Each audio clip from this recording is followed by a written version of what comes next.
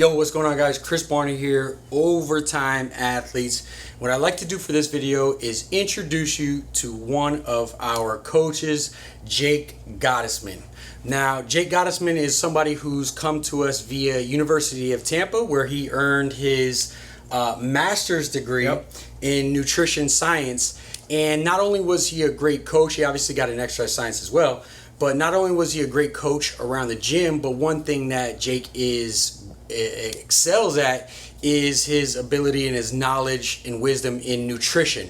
And actually so much so that he's actually begun and become the director of nutrition here, and worked with our elite level athletes in the off season, and in order to essentially provide more value for you guys, from an all-encompassing area as far as performance, I wanted to make a video because obviously you just became an author of Performance Nutrition. And one thing that I want to be able to share with these guys is basically what you do, what you walk through, your methods. I know as far as my guys go, we've gone through a full off season, baseball, basketball, football. We've worked with track guys. Every single one of these guys have shown way better performance, and I honestly attribute that to your ability working with them, working and coinciding with me. Appreciate it. And just being able to get optimal performance from these guys and getting them really locked in. So without further ado, if you can you explain to them performance nutrition, and then obviously explain to them how this differentiates between aesthetics, bodybuilding nutrition. Most of these guys are kind of that's what they learn on the internet, and they got to realize that when it comes to elite level athletes, and if you want to be an elite level athlete, you need to be eating like one. You need to treat food as fuel. So, that's one thing that you're able to educate our guys on, and so if you can, just go ahead and touch base on all of that. So, performance nutrition. Performance nutrition is a little bit different from what you're used to, where guys will eat for those six-pack abs, those striated muscles. Performance nutrition, you guys are an athlete, you'll be eating for performance so that on game day you guys are peaked, you're ready to go, and that you're doing your best to do everything you can to put up points and all that.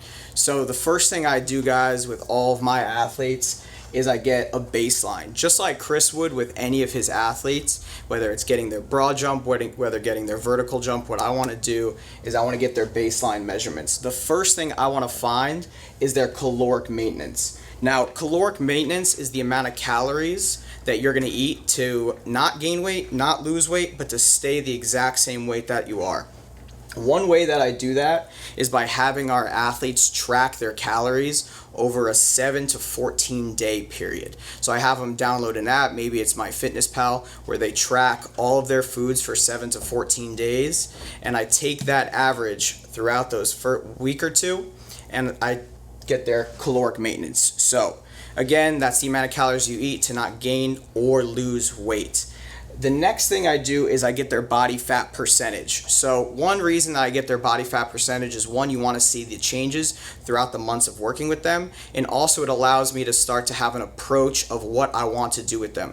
Different athletes in different positions require a different body fat percentage, so this starts to let me see what I need to do with them.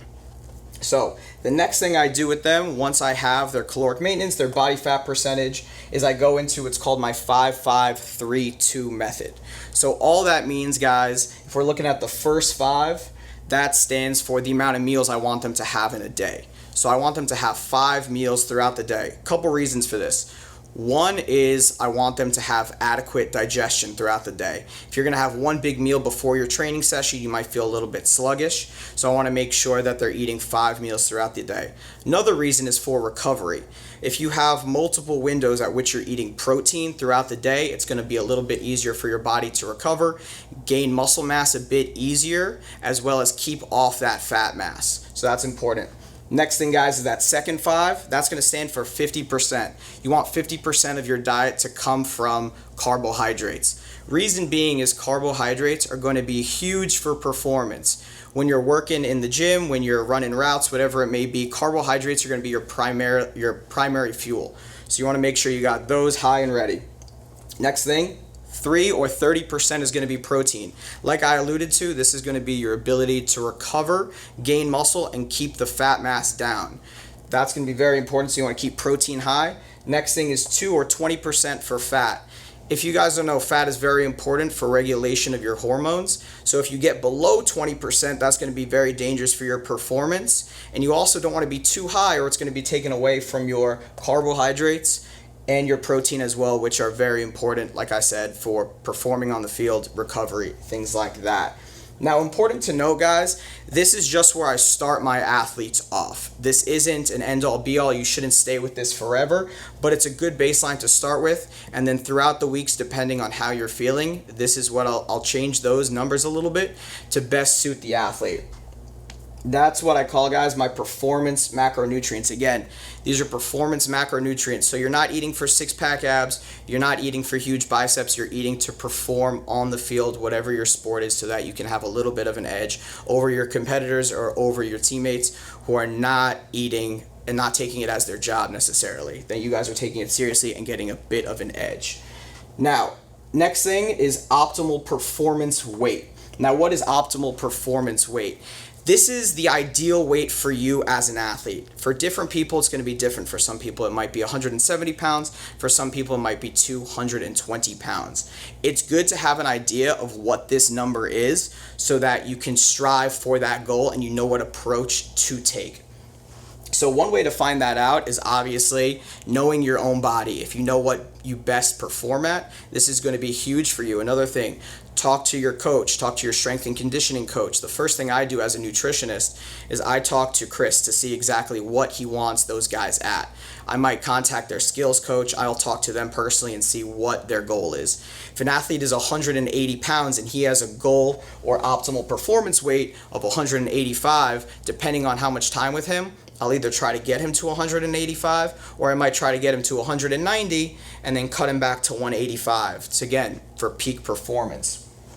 And the last thing I just want to touch on, guys, is hydration. So hydration, I know you guys think it might be a little silly, but it's super important for performance. If you guys are even slightly dehydrated, your performance in the gym is going to drastically go down.